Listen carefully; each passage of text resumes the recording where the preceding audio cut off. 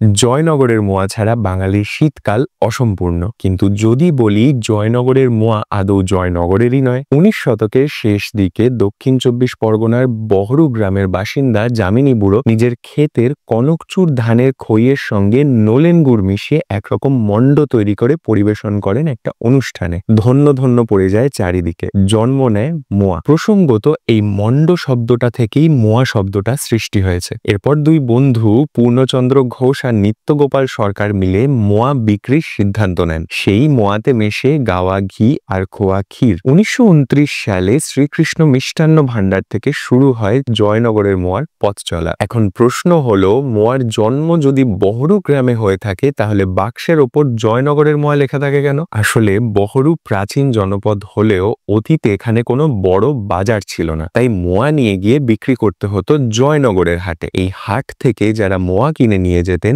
তাদের মুখেই ক্রমশ এই মোয়ার নাম হয়ে দাঁড়ায় জয়নগরের মোয়া।